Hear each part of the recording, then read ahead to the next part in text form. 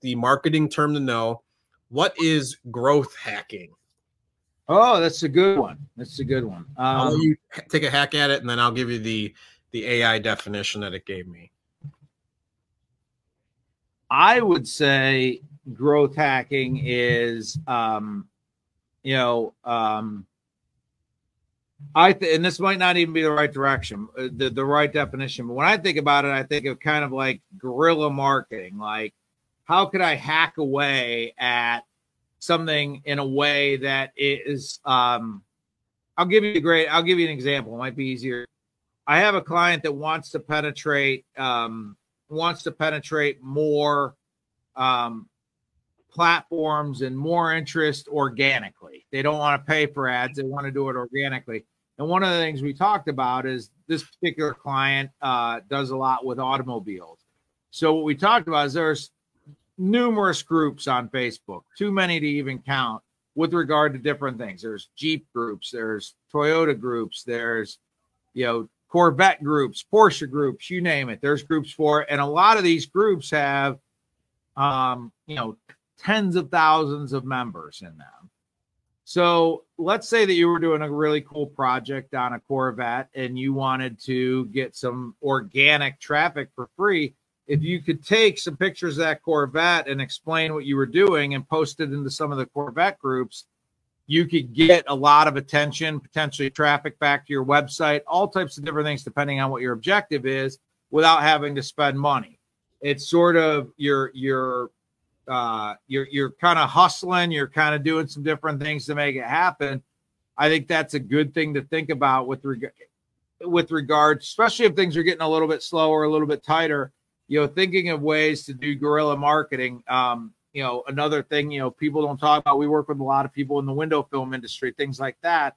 When's the last time, if your business has been busy, that you thought about potentially going to your local mall during the holidays and putting a flyer under, 500 windshield wipers while people are in shopping?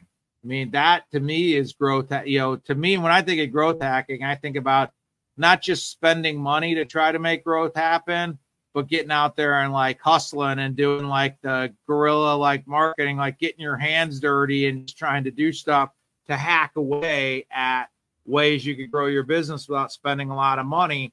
And again, I mean, there's a lot of ways to do it. And I may be way off on the definition. When you say growth hacking, I always think about like, what can we do that the average person isn't doing that's going to allow me to potentially accelerate ahead of my competition without spending more money. When the money's flowing and you can spend money on advertising and things like that, you might not have to think about this as much. But if you're like, hey, I got to cut back on my advertising, but I want to keep the business rolling in, what am I going to do? I'm going to print 500 flyers. And I'm going to go out to the mall on a Friday night and I'm going to walk the parking lot with a couple of people that work for me. And we're going to put flyers under 500 windshield wipers. It still works. Yeah. It works. Yeah. No, I think you got pretty much within the realm. It says this refers to marketing strategies specifically aimed at rapid growth.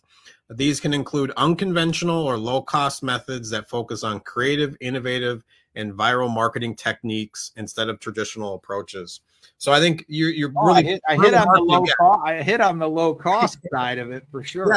Yeah. At least for me right now, and I did this with one of my past clients that I had was like the 10 days of tools and granted we have some time. Today is what, the 11th. And so if you were to start something on the 15th, one of my customers that I have, he has sent me a whole bunch of different customer testimonials.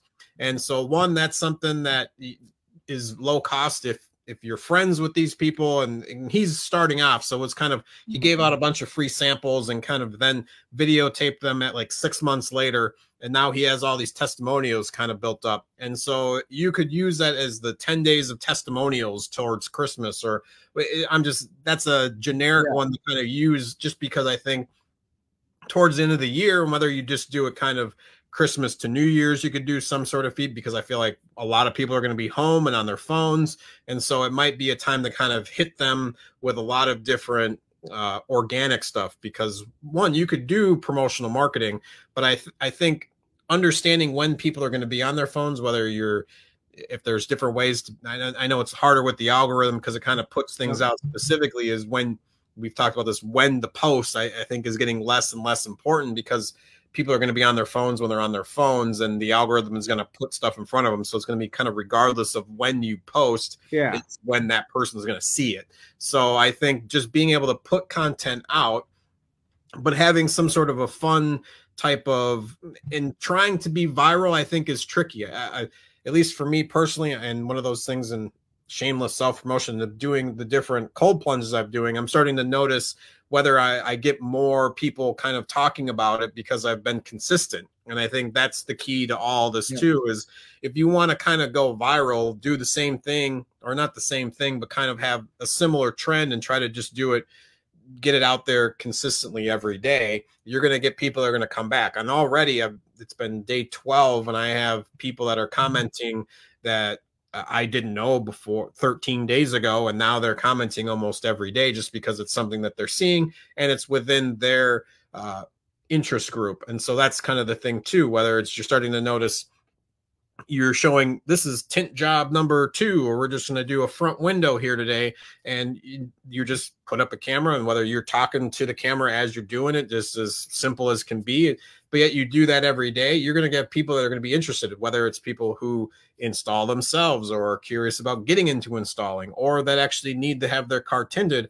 I think being able to kind of get into people's headspace is going to be key, especially this time of year, because I think there's going to be a little bit more downtime. And then once the new year starts, I think then you can kind of try to get on whatever other marketing campaign you're going to do in the future.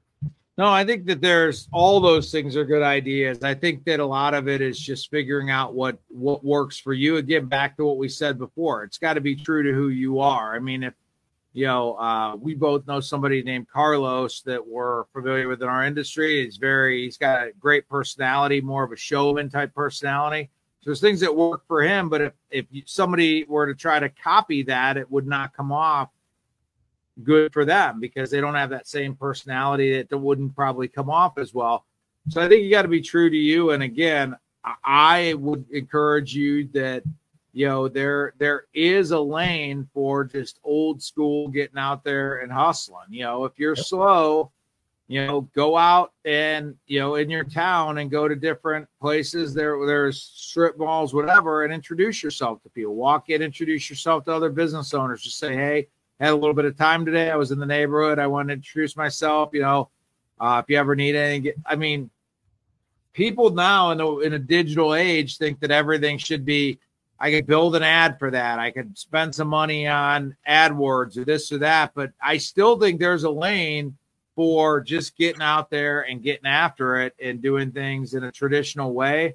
And maybe even more so today, that would cause you to stand out versus the competition by doing that. And again, you know, like I said, there's a lot of things you can do that don't cost you a lot of money. And I love the idea of figuring out ways you could hack away at growing your business without spending a lot of money. I mean, you know, throwing money at something is the easy answer. Is there other ways you could do things that don't cost you the amount of money, but can still achieve the results you want? No, absolutely. I'm a testament to doing door to door. That was kind of the first couple clients that I had. And granted, marketing's a little bit different than anything else you're kind of selling, but if people don't know who you are, they can't buy from you. And so I think that's kind of the key to all of this. It's like you said, go out, put flyers, business cards on cars, go shake hands, kiss babies, and kind of see everybody that's out there, because that's the way to get in front of people so that they know who you are. Right?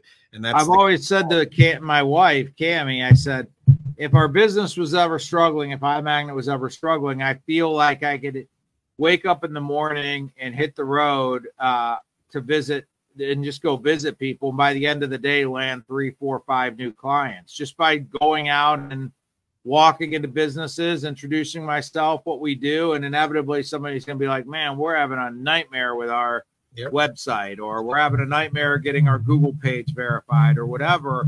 And I feel like if I was ever in a situation, now thank God we haven't been in that situation, but if I ever was, I always felt like I could always just go out and start shaking hands and things like that, and probably land and probably land some business. And I truly what's that?